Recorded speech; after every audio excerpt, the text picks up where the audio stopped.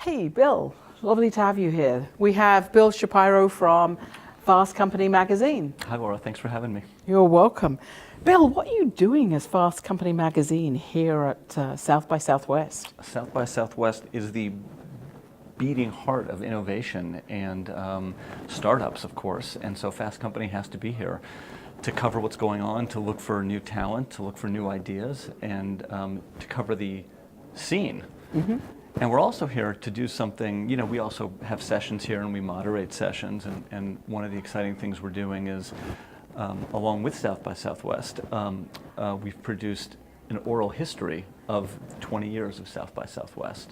So we're really kind of deep into the meat of what South by Southwest stands for and is about. Oh, that's fabulous. The oral history of South by Southwest. Any observations from that oral history? Well, quickly, the history of South by Southwest really mimics and rides along with the history of the web. So the ups and downs are the same. Now, as you can tell, South by Southwest is hugely commercial. Mm-hmm. There are corporations, with advertising and sponsorship on every corner, as is the web. When it started 20 years ago, it was a much more insular, geeky community. So there's been that evolution and that transition. So as you've seen that geeky transition to, may I say, not just geeks, but entrepreneurs as well, and artists and creators and business people of all kinds. Great. And it's that unique mix of people coming together. And that's what makes this event, this conference, so unbelievably special. Not only is it the spirit of Austin, but this melting pot of passions is really unbeatable, with entrepreneurship really being, the focal point. Great. While you're here, and although this is business for you, you're obviously looking for some of those new innovations for Fast Company too. Well, definitely. We look at things to cover in the editorial part of the magazine and the daily website, but we're also looking for potential partners for ourselves, mm-hmm. and to get a sense of some of the trends that are kind of coming down the pipe for us. And Bill, and your role in looking for those partnerships, is there anything specifically you're looking at this point, or is it just? Well, what my role is to sort of look for new platforms for Fast Company's content. So we're looking at everything from a TV show, mm-hmm. to international editions. Will I find the right partner from the Ukraine, who wants to partner on a new magazine, or from Israel, or from Brazil? Possibly. Absolutely. There's 74 delegations from, there's delegations from 74 different countries here. Isn't it amazing? I read that. It's fantastic. And again, that's not something that would have happened 20 years ago. No, I actually, Bill, ran a panel yesterday on international investing. We had 200 people with about 35 different countries represented in the audience, and it was an amazing... And how many languages? I mean, it's like the UN. It's fantastic. It's fantastic. And it's like South by has become a platform in itself for all of us to interact. Yes, and that is what's so special about it. And even though, since 2005 or 2006, another insight from the oral history, people started saying, it's too big, it's over, it's too big, it's over. Every year since then, and yet it keeps going, and people are still happy that they've come. Now, you've been here many years, you know the oral history. Do you see or feel any changes this year or over the last couple of years? I just landed last night, so it's too soon to tell. I see the same people at this point reaching for coffee and scrambling to the next event, so too soon for me to comment on that one. Then you'll have to promise me to come back and give me those comments. Absolutely. Later. Done. You also have not just a unique perspective, but I understand with the digital media background you have, you are also intimately involved, is the best way I can say it, in Life.com.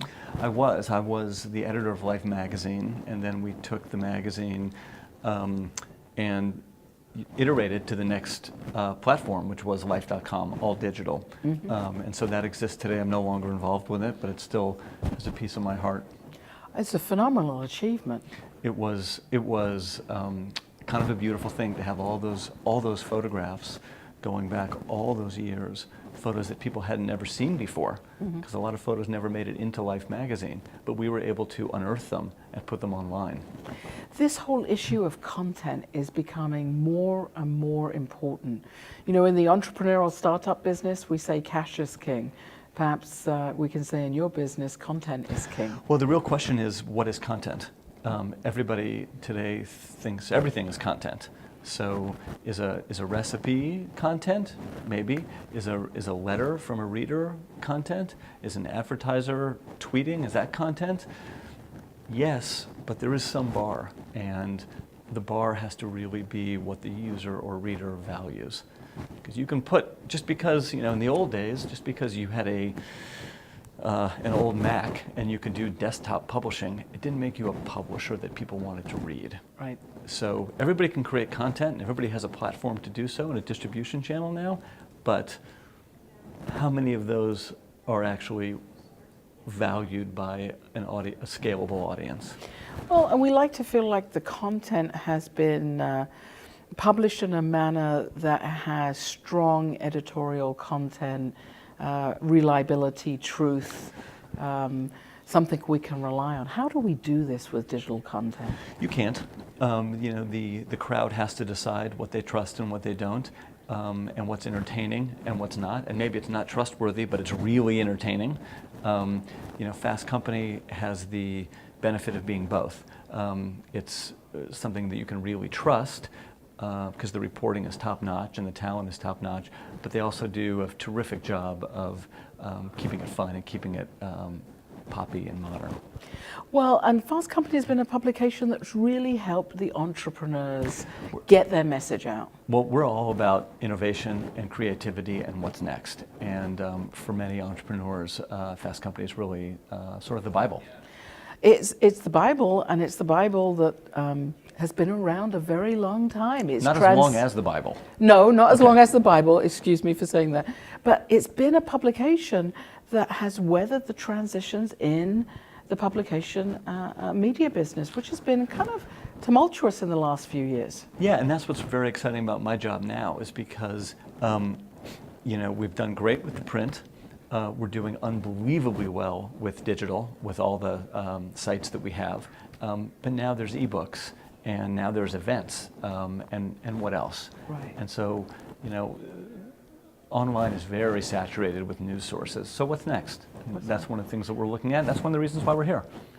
Well, it's amazing to know it's not just the emerging entrepreneurs, but the established entrepreneurial businesses that are being intrapreneurially focused on what happens here. If you're not asking what's next, you're in trouble.